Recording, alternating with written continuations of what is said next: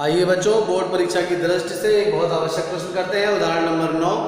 आकृति आपके सामने बनी हुई है। इस दी गई आकृति में त्रिभुज ABC में XY AC के समांतर है तथा XY त्रिभुज ABC को दो समान क्षेत्रफल वाले दो भागों में बांट रहा है, अर्थात क्षेत्रफल XYB का और क्षेत्रफल चतुर्भुज AXYC का आपस में बराबर है। तो आपको AX बटे AB का मान ज्ञात करना है कि AX अनुपात AB क्या होगा। देखिए चित्र में AX अनुपात AB क्या होगा, ये आपको ज्ञात करना है। यहाँ पर AX अनुपात AB या AX अनुपात BX इस प्रकार से भी पूछ सकता है या BX अनुपात AB इस प्रकार से भी पूछ सकता है। जनरली यही पूछता है प्रश्न में कि भाई AX बटे AB बताइए। तो चलिए देखते हैं किस प्रकार से करेंगे। कल हम लोगों ने दो समरूप त्रिभुजों के क्षेत्रफल वाली एक प्रमेय पढ़ी थी, उसी पर आधारित आज ये प्रश्न कर रहे हैं। चलिए देखिए, यहां पर सबसे पहले लिख लेते हैं, दिया है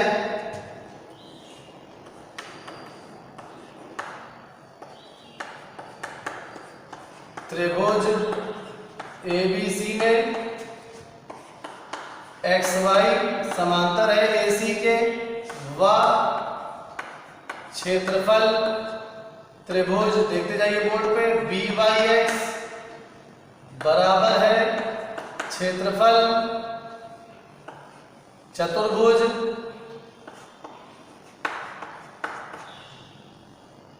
AXYC। ये बात हमें बच्चों दी गई है। अब आगे देखते हैं जरा क्या ज्ञात करना है। यहाँ पे ऊपर में लिख भी दिया है क्वेश्चन मार्क लगा के, ज्ञात करना है। क्या ज्ञात करना है? AX बटे AB अर्थात AX और AB का अनुपात हमें ज्ञात करना है। रचना की आवश्यकता यहाँ पे नहीं पड़ेगी, तो चलिए सीधे हल करते हैं। यहाँ पे आप हल लिखेंगे, इसका हल क्या होगा। अब देखिए जरा बच्चों, अगर इस त्रिभुज और इस चतुर्भुज का क्षेत्रफल आपस में बराबर है तो इस छोटे त्रिभुज और बड़े क्षेत्रफल के त्रिभुज में क्या अनुपात होगा? ऑब्वियसली बात है 1:2, क्योंकि इनका क्षेत्रफल जब आपस में बराबर है, इनको जोड़ेंगे या इसको एक प्रकार से और भी कर सकते हैं। चलिए वो लिख देते हैं तो आपको अनुपात और अच्छी तरह समझ में आ जाएगा। यहाँ पर थोड़ा लंबा है मगर आसानी समझ में आ जाएगा आपको। क्षेत्रफल त्रिभुज BYX बराबर दिया है क्षेत्रफल चतुर्भुज AXYC के, और इसको हम बराबर मान ले रहे हैं स्मॉल a वर्ग इकाई। चलिए वर्ग इकाई आप लिख लीजिएगा। इसको हमने स्मॉल a लिख दिया और ब्रैकेट में लिख लिया कि भैया हमने इसको स्मॉल a माना है। तो अब देखिए जरा, इस आधार पर क्षेत्रफल त्रिभुज ABC क्या हो जाएगा। देखिए त्रिभुज ABC का क्षेत्रफल कैसे आएगा? आप इस त्रिभुज के क्षेत्रफल और चतुर्भुज के क्षेत्रफल दोनों को जोड़ेंगे। इसका क्षेत्रफल a वर्ग इकाई और इसका भी, इन दोनों के क्षेत्रफल आपस में बराबर थे और दोनों को हमने a वर्ग इकाई मान लिया है, तो इस पूरे बड़े त्रिभुज का क्षेत्रफल क्या आ जाएगा बच्चों? बिल्कुल सही, a प्लस a यानी 2a वर्ग इकाई। वर्ग इकाई आप लिख लीजिएगा।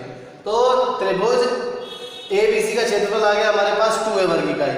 अभी ये क्यों किया गया है? वो इसलिए किया है बच्चों क्योंकि हमें देखिए अनुपात में AB चाहिए और AB बड़े वाले त्रिभुज में आ रहा है और AX चाहिए।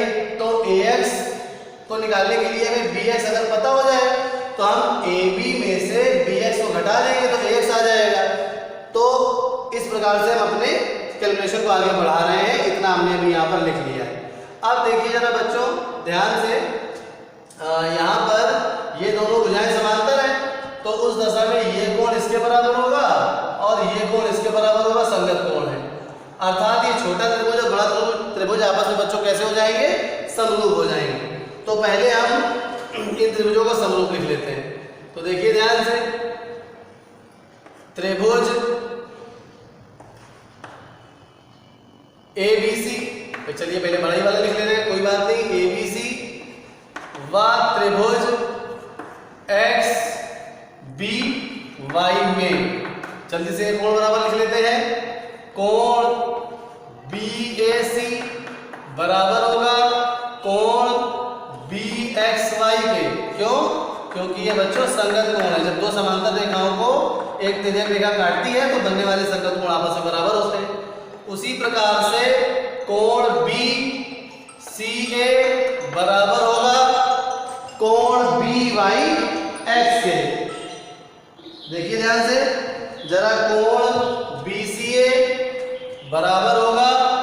कोण बी वाई एक्स के, और यहाँ पर ये भी बच्चों संगत कोण है।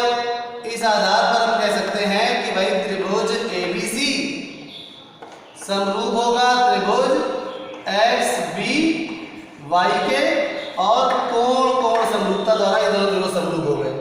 पिछले अध्याय में हमने पढ़ा था, पिछले लेक्चर में हमने पढ़ा था कि दो समरूप त्रिभुजों के क्षेत्रफलों का अनुपात उनकी संगत भुजाओं के वर्गों के अनुपात के बराबर होता है। तो इसी को बच्चों अप्लाई करते हैं। Area of two similar triangles is equals to ratio of the squares of their corresponding sides. इसको अप्लाई करेंगे यहाँ पर, तो आप क्या लिखेंगे बच्चों, ये दोनों त्रिभुज हमने समरूप सिद्ध कर दिए हैं। एक एक करके इनको कुछ समीकरण मान लेते हैं। अच्छा, तो और थोड़ा सा आसान हो जाएगा। इसको पहले वाले को समीकरण नंबर 1 ले रहे हैं, इसका रेफरेंस देना पड़ेगा, और इसको इस ऊपर वाले को समीकरण नंबर 1 मान लिया, नीचे वाले को 2 मान लिया, और यहाँ पे समीकरण नंबर इसको 3 मान लिया। तो अगर हमें रेफरेंस देना है तो बस केवल समीकरण का नाम लिख देंगे। तो अब इसके पश्चात हम लिखेंगे क्षेत्रफल त्रिभुज एबीसी बटे क्षेत्रफल त्रिभुज एक्स बी वाई। क्षेत्रफल देखिए जरा, क्षेत्रफल त्रिभुज एबीसी बटे क्षेत्रफल त्रिभुज एक्स बी वाई बराबर क्या होगा, AB बटे एक्स बी का होल स्क्वायर। दो समरूप त्रिभुजों के क्षेत्रफलों का अनुपात उनकी संगत भुजाओं के वर्गों के अनुपात के बराबर होता है। ये बात आप पढ़ चुके हैं, और ये पूरी प्रमेय आपको यहाँ पे ऐसे लिखनी है। जो हम बोल रहे हैं आपको डाइजेस्ट करके बोले दे रहे हैं, आप लिख लीजिएगा। कल वाली प्रमेय का साधारण प्रतिज्ञा क्या है कि भाई दो समरूप त्रिभुजों के क्षेत्रफलों के अनुपात उनकी संगत भुजाओं के वर्गों के अनुपात के बराबर होता है। ऐसा लिख लेंगे आप। आगे बढ़ते हैं। अब देखिए जरा, क्षेत्रफल त्रिभुज एबीसी क्या हमने माना था, यहाँ पर क्षेत्रफल त्रिभुज एबीसी हमारा 2a आया था, तो यहाँ भी लिख देंगे 2a, और क्षेत्रफल त्रिभुज बी एक्स बी वाई कहाँ है, देखिए एक्स बी वाई कहीं दिख रहा है आपको, ये देखिए बी एक्स वाई कहे या एक्स बी वाई कहे, बात एक ही है। और इसका क्षेत्रफल हमारा कितना है बच्चों, a इकाई, बराबर आ जाएगा AB बटे एक्स बी का होल स्क्वायर। और यहाँ पर हम रेफरेंस दे देंगे कि ये कहाँ से आया, समीकरण 1 व 2 से। a से बच्चों कैंसिल हो गया, और दोनों पक्षों का वर्गमूल ले लेंगे साथ में, तो ये आ जाएगा √2/1 is equals to AB upon XB। अब देखिए बच्चों में लाना क्या है, AB तो लाना है, मगर XB के स्थान पर AX लाना है। तो क्या करें, एक लाइन और आगे बढ़ते हैं। यहाँ पे √2/1 is equals to AB upon XB लिख दीजिए। अब दोनों पक्षों का बच्चों व्युत्क्रम कर दीजिए। तो व्युत्क्रम जब करेंगे तो आ जाएगा XB बटे AB बराबर 1 बटे √2। अब XB हमें नहीं चाहिए, हमें क्या चाहिए बच्चों, AX चाहिए। तो XB के स्थान पर AX कैसे लिखेंगे, XB के स्थान पर AX लिखने के लिए अगर हम बच्चों AB में से AX को घटा दें, देखिए जरा बड़े ध्यान से, ये पूरी भुजा AB है, और इस AB में से AX को अगर घटा दिया जाए तो क्या बचेगा, XB तो ही बचेगा।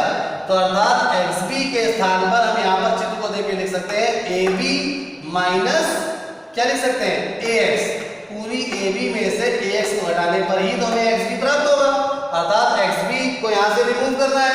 तो इसके स्थान पर हम लिख देंगे बच्चों AB ऋण AX, और बटे AB एज इट इज जैसा था वैसा बना रहेगा, और बराबर में 1 बटे √2 भी बना रहेगा। इसके पश्चात बच्चों क्या करेंगे, जैसे मान लीजिए आप जब लासापा लेते हैं तो उसकी जो पहले वाला स्टेप, ये तो मान लीजिए अगर 2 भिन्न लिखी हुई है तो उनका लासापा एक तरह से AB आया है, तो AB माइनस AX लिख लिया। अगर इसको अलग अलग कर ले तो देखिए क्या स्थिति हमारे पास बनेगी। अगर अलग अलग कर लेंगे इसको तो ये इस प्रकार से लिखेंगे भाई AB बटे AB ऋण AX बटे AB बराबर 1 बटे √2। देखिए जब लासापा AB लेंगे तो यही लाइन आ जाएगी ना, तो बस हमने केवल अपोजिट कर दिया है उसका। क्यों कर रहे हैं ऐसा, क्योंकि हमें फाइनली ध्यान रखना है AX बटे AB हमें लाना है बच्चों। चलिए अब क्या करते हैं, ये दोनों तो कट जाएंगे, बन क्या आ जाएगा 1 minus ax upon ab is equal to 1 upon under root 2। अब बच्चों ax बटे ab ऋणात्मक है तो इसको उस तरफ भेज देंगे, 1 अपॉन रूट 2 को यहाँ ले आएंगे। तो 1 माइनस 1 अपॉन रूट 2 को जब पक्षांतर करेंगे तो ये इस तरह से हो जाएगा, ऋण हो जाएगा, और ऋण का ax बटे ab का जब पक्षांतर करेंगे दाईं तरफ तो ये धन का हो जाएगा ax बटे ab। अब यहाँ पर अंडर रूट 2 लसामा ले लेंगे तो यहाँ पे आ जाएगा अंडर रूट 2 माइनस 1। यहाँ पर देखिए 1 है, इसको 1 बटे 1 समझेंगे, रूट 2 में 1 का भाग देंगे रूट 2 आएगा, और रूट 2 में 1 का गुणा कर देंगे तो रूट 2 आ जाएगा।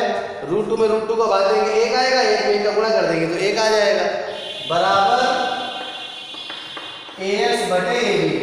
यही आपका उत्तर हो सकता है। मगर और अच्छा रहेगा कि आप इसका परमेयीकरण कर दें। कक्षा 9 में परमेयीकरण सीखा है हमने कि भाई अगर हर में कोई अपरमेय संख्या है तो उसका परमेयीकरण कर दिया जाता है।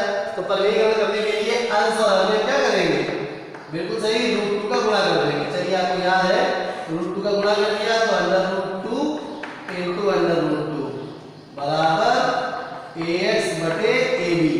अब अंदर गुणा करेंगे इसका, रूट 2 में 2 का गुणा करेंगे रूट 2 का तो यहाँ पर क्या आ जाएगा बच्चों 2 और 1 में गुणा करेंगे तो रूट 2 और नीचे रूट 2 गुणा हो गया 2 बराबर ax बटे ab।